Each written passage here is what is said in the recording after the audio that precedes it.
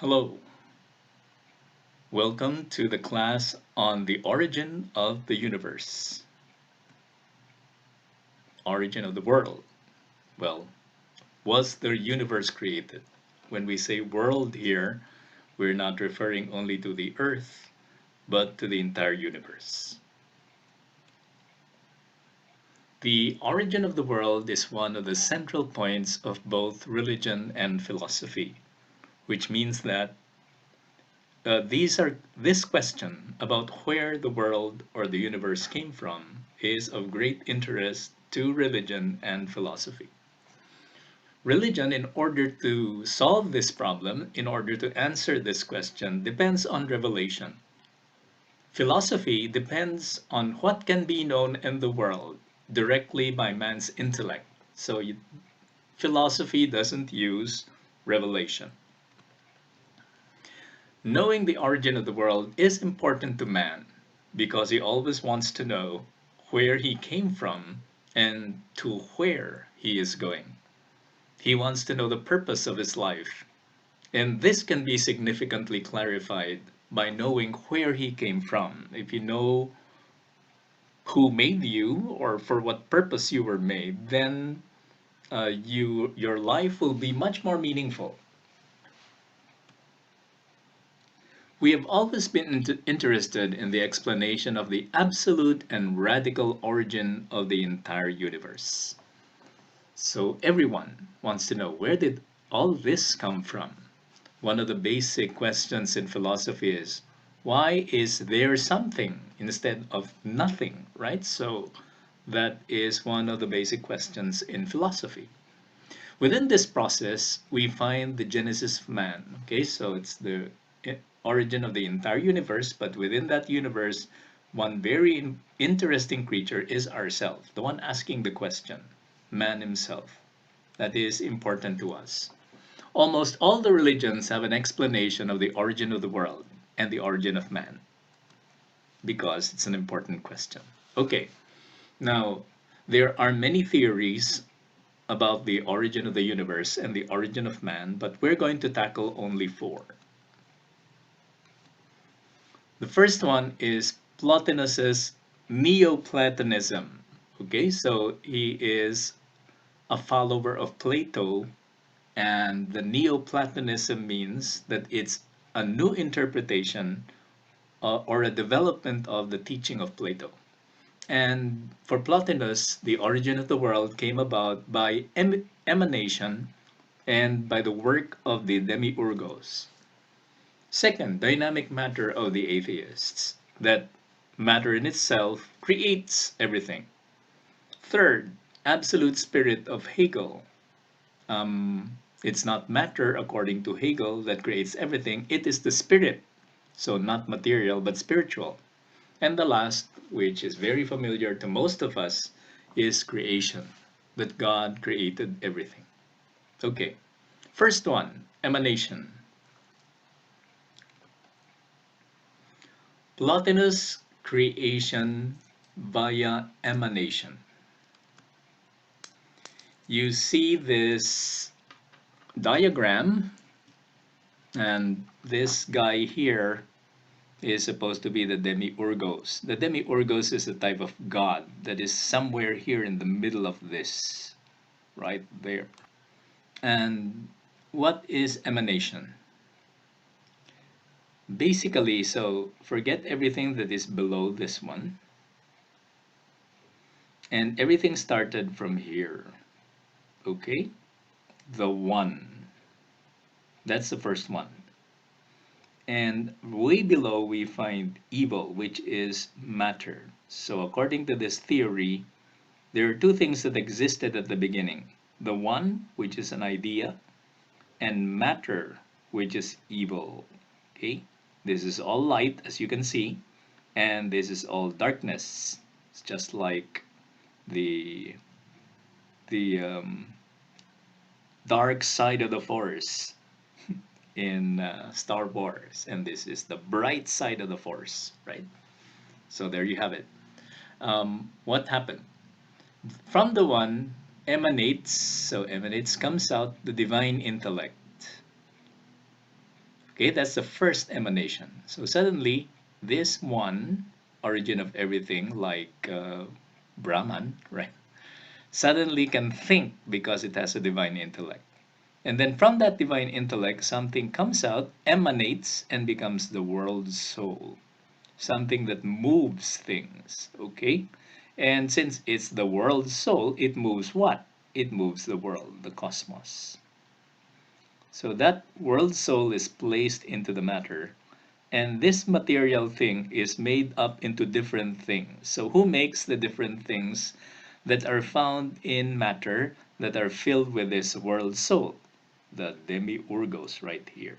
Okay, see, we also emanated from the one to the divine intellect because there are two emanations here of the divine intellect. One is the world soul and the other is the ideas. So then the ideas start emanating. They have many ideas here, right in the middle. And somewhere here you find him, the demiurgos here. He takes all these ideas, wonderful ideas that are here, the forms, and he places them into matter. So when you put the ideas in matter, they become the things of this world. Okay? Now, the only thing is that when with the things of this world, there are some things that have an individual soul. An individual soul, and those are the human beings, the ones who have they're rational because they have the individual soul, and they're animal because they have this material thing. Okay, this soul that came down from here went into the cosmos is so special that it is called to go back all the way to where it emanated from, to the one, leaving the evil matter that is here. Okay, so that is one explanation of the origin of the world. It all emanated from the one and somehow met together with this evil matter that is down here. If you want a more complicated diagram with all the words and labels on it, here you have it. Okay, so you can study it on your own and find out how everything emanated from the one going down, down, down to the soul, to everything in the cosmos, in the world right here. Okay? Good luck. How many absolute and radical principles are there in the theory of emanation? There are two, the one and then eternal matter. Dynamic matter. Okay, so in the first one, we have the one as the one that moves everything. But here in dynamic matter, matter moves by itself. And this is basically the Big Bang theory. Okay, the Big Bang theory, you can make it um, theological by adding God. So you can say God made the first Big Bang and everything came out from that. But you know, there are atheistic scientists who say, no, the Big Bang happened by itself. Okay, so it just exploded and something material there went into an unstable state and then it's exploded and it became all of these things. These little bright dots here, they are not fire. These are galaxies that are formed from here. Okay, so galaxies started emanating from this dynamic matter. Matter is moving in itself. And within this, in one little planet, in one of these galaxies here, we find life. Okay? Life that gave rise to the human being.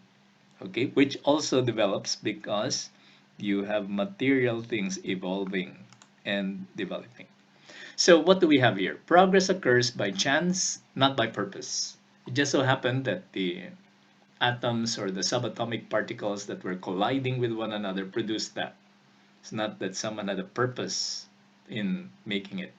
Second, matter has a principle of motion in itself. So matter moves by itself.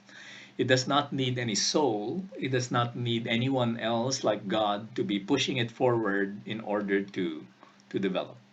Okay, so here's another diagram of the Big Bang Theory. It starts with all this bang here, and then you can see all the subatomic particles being formed here and being bigger and bigger and bigger until they become planets and galaxies right here. Third theory. Okay, so the first one was emanation, where the spiritual things meet with the material things. The second one is all matter moving by itself. And the third one, the all matter moving by itself, is loved by the atheists, right? Okay, so Big Bang Theory without God, that is atheistic. But now you have a theory where there is no matter, it is all absolute spirit. Okay, so the spirit that creates everything out of itself. This was proposed by Hegel. So there you have the absolute spirit.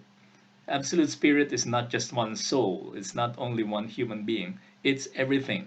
It's like the world soul of the emanation theory, but it evolves without meeting any matter, just evolves itself. So, what does it do? You have the absolute spirit, and then it creates something of its antithesis, matter. Then it meets with the thesis, which was the spirit before, and then you have a conflict and an explosion between the thesis and antithesis, and it produces a new synthesis. They become one, this thesis and antithesis. They can do that because both of them are spirit, they're not matter. Okay, now this synthesis becomes the new thesis. Okay, the new thesis. And this new thesis, for example, if there is a Big Bang here, then now you have material things, and then you have the absolute spirit coming in, elan vital, right? The sort of life, and then matter and life clash, and then you have a new synthesis, you have new life form. Okay, so everything develops, but everything is spiritual. There's no matter involved. And the fourth theory that we have is creation. And for Catholics, for example, the creation is ex nihilo, from nothing. Here is a picture of Michelangelo's rendition. So he, as you know, in Catholic theology, you have God the Father, God the Son, and God the Holy Spirit, right? This is supposed to be God the Father, according to Michelangelo, and he's creating the world. Okay. It is from one principle only. Okay, so when you accept the creation theory, everything comes from one principle, and that principle is a conscious principle, a person, someone who has intellect and will, and that is God. Because as we can, in this system, the entire universe seems to be thought out, right? It was planned, it has a design, and anything that has a design or that was thought out must have been made by something that has intellect. And something that has intellect is not a something, but it is someone, right? So aside from that, anything that has intellect that knows things also has free will, right? So they could choose to do this or to do that other thing. That is what God is. It starts with nothing, ex nihilo. Okay, later on we're going to explain that a little bit further, but the gist of it is that he did not have any materials to start with, right? He just snapped his fingers, so to speak, or he just thought about it and it came to be. And then the third is that there are secondary causes in it in the creation theory, which means that, okay, God created some things directly, but there are some things that came out from whatever creature there was before. Okay? And if you accept secondary causes, then evolution can fit inside the theory of creation. God does not have to create everything directly himself. Okay, so it is from one principle only God. If a creature shares with the creative power of God, it would be like God, right? So if a creature creates, then it would be like God. But God could only be one, right? Why is that? If you have God A, let's say you have two gods. So you have God A and God B. And maybe we discussed this before, but anyway, to explain it again, Let's say you have two gods, God A and God B. Now, you can distinguish God A from God B because there must be something different between them, right? Which means that God A has something that God B does not have, and God B has something that God A does not have. Okay, now let's say God B has something that God A does not have. If that happens, then God A is not perfect, right? There's something lacking in him, right? And the same thing with God B. God B, God A has something that God B does not have. So God B is imperfect because it has something lacking in him. Okay, so it's impossible for two origins or two complete origins to be to exist together, like the matter, like the one and matter in Plotinus's theory of emanation, right? Because neither of them would be God, right?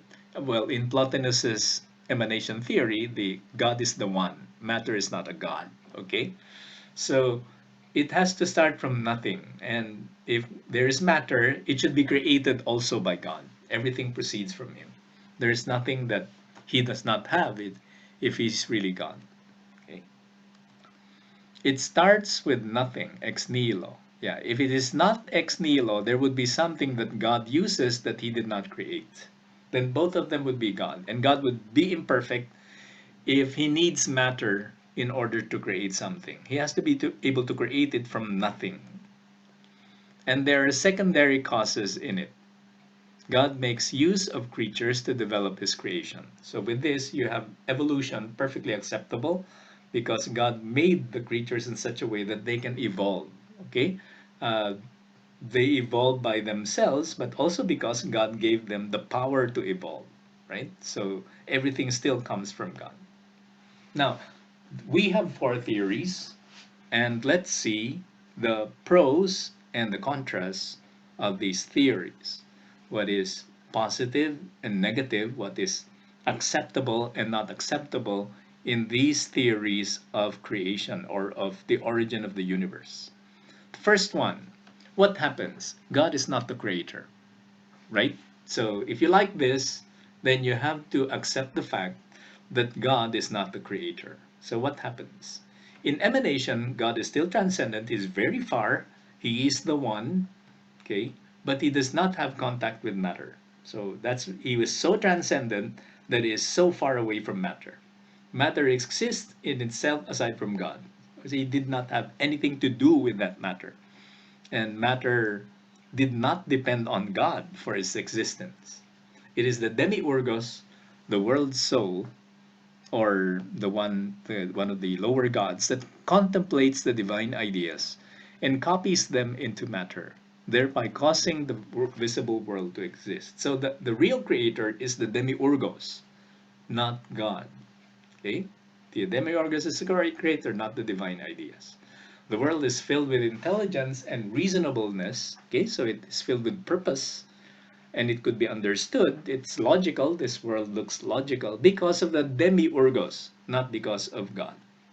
Okay, so matter exists in itself aside from God.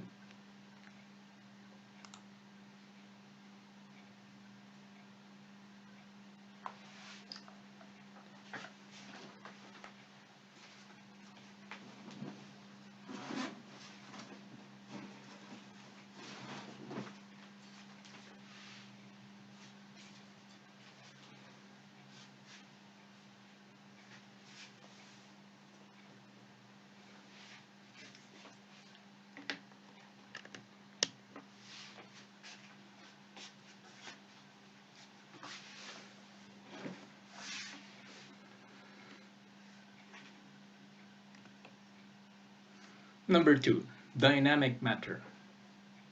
If we accept the dynamic matter theory, then we will either be atheist or pantheist.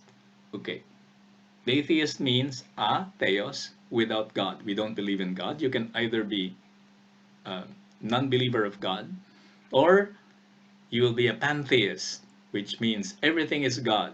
All the material things, even your clothes or your motorcycle, he is also God. Okay, because everything is matter. In emanation, so you see this, God is still transcendent, etc. In dynamic matter, there are no spirits, only material reality. Okay, only matter, no spirit.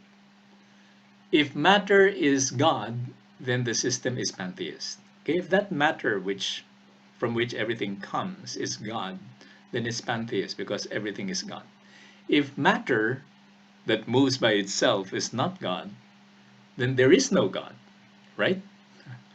Because matter is not God and matter is the only thing that exists, so there is no God. And this system is atheist. There is no need for God. The world is not filled with intelligence and reasonableness since matter evolves spontaneously. No one has to think or design anything. It just comes out by probability from matter, by chance, with no one directing its evolution. Okay, third theory. Theory of the Absolute Spirit by Hegel. Everything is spirit. This is also pantheist. Okay, everything is matter is pantheist, and everything is spirit is also pantheist. The only difference is one is everything is matter, the other is everything is spirit. There is no material reality, only spirit.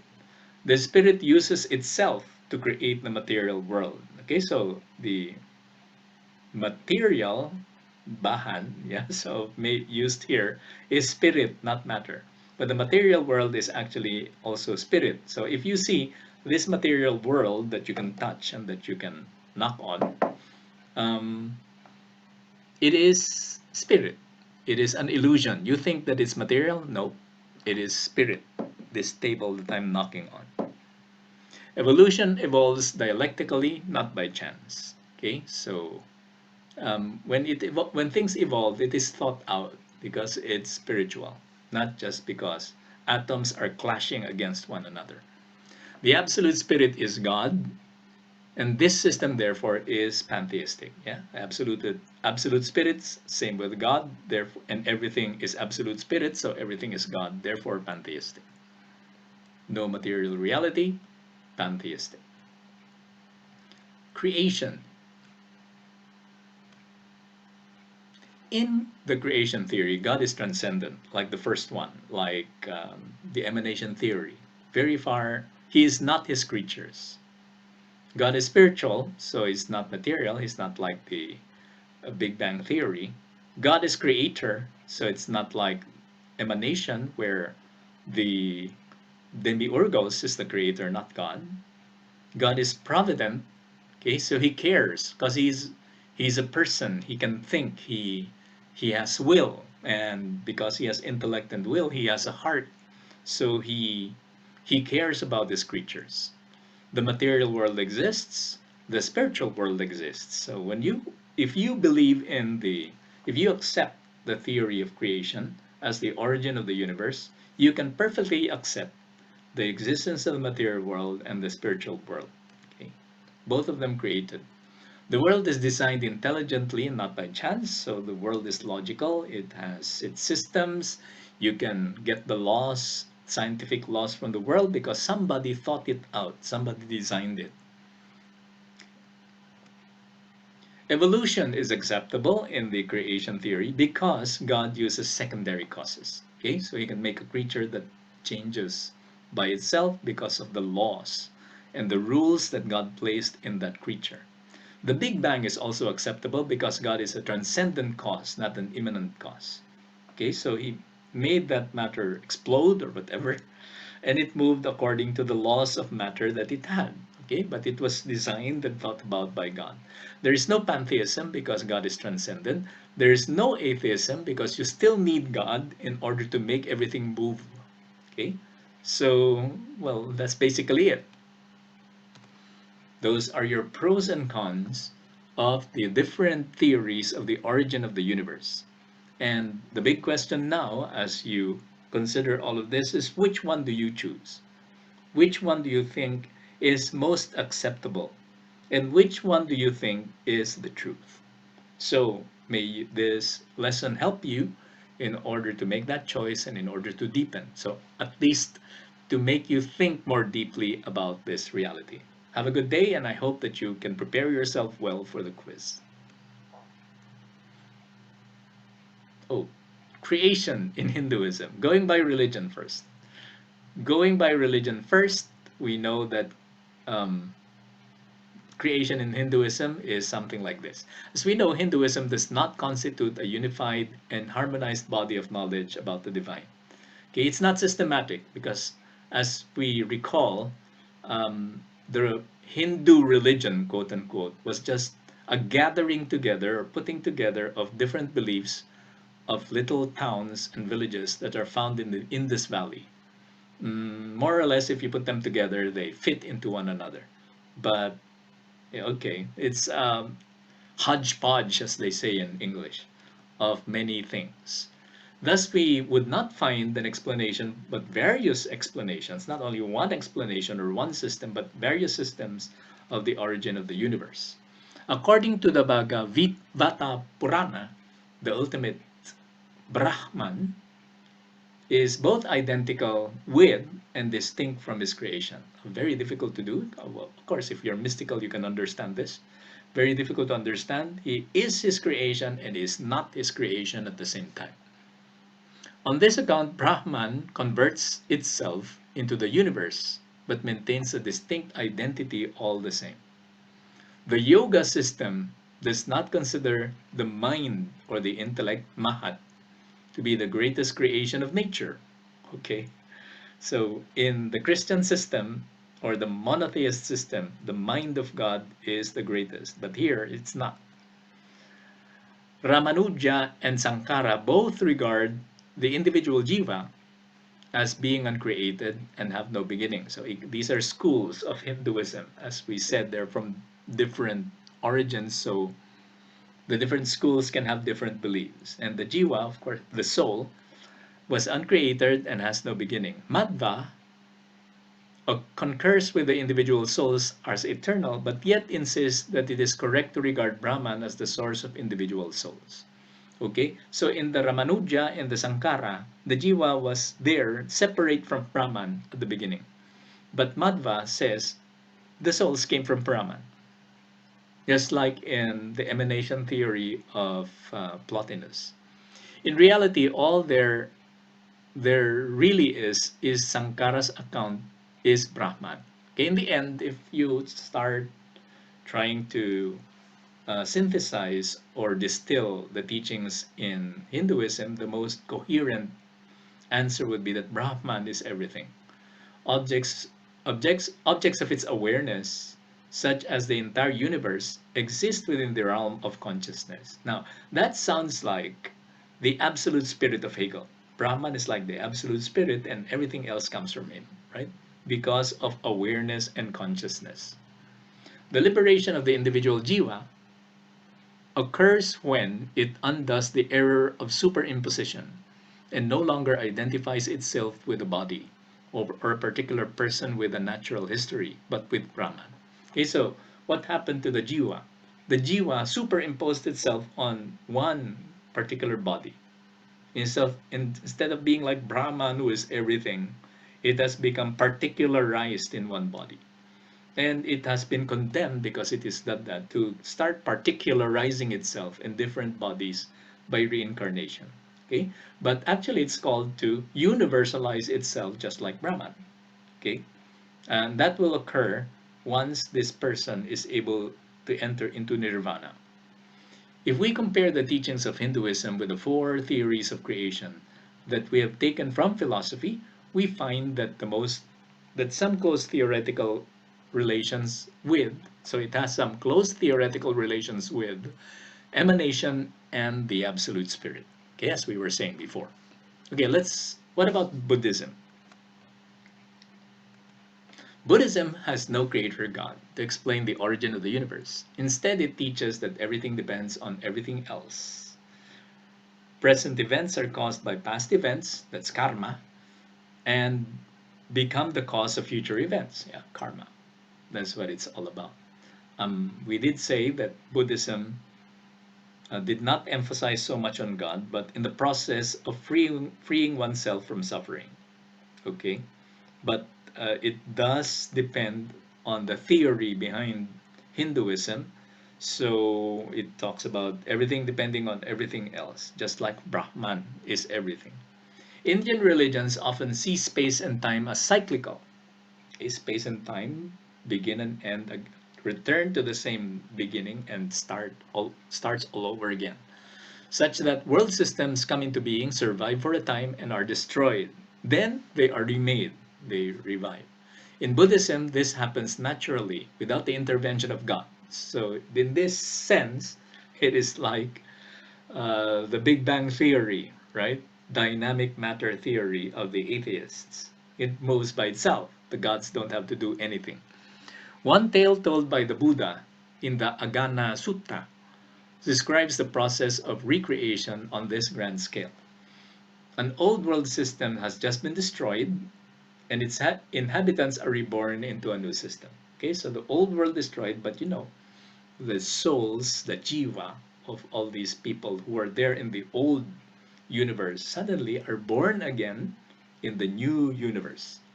To begin with, they are spirits floating happily above the earth, luminescent and without form, name, or sex. The world in these early stages is without light and land, only water. Eventually, the earth appears and the spirit come to taste and enjoy it, the earth. Their greed, okay, so before they were all spiritual, suddenly they become solid and coarse, trapped, superimposed in the body, just like we were talking about in Hinduism, and differentiate into male and female, good looking and ugly. Okay, as they lose their luminescence, the sun and the moon come into being, where it's like the luminescence went to the sun and the moon. Gradually, the beings fall into further wicked habits, causing themselves and the earth itself to become less pleasant, become more evil. In this way, the Buddha seems to be saying desire, greed, and attachment not only cause suffering for people, but also cause the world to be as it is. So the problem is the suffering, and suffering is caused by desire, greed, and attachment. And in the Buddhist system, all your effort is in getting rid of desire, greed, and attachment so that you can get rid of suffering. Okay? And this will bring the world back to its original position. And it will bring the souls back to its original luminescence. The physical world as we know it, with all its imperfections and suffering, is the product of what the Buddha called dependent origination. Okay? So it depended on the where it came from. What about the Abrahamic religions? So we have studied origin of the world in Hinduism, origin of the world in Buddhism. Now, what are the Abrahamic religions? All the religions that seem to have come from Abraham, which means the Jewish religion, Judaism, Catholicism, the Christianity, and Islam.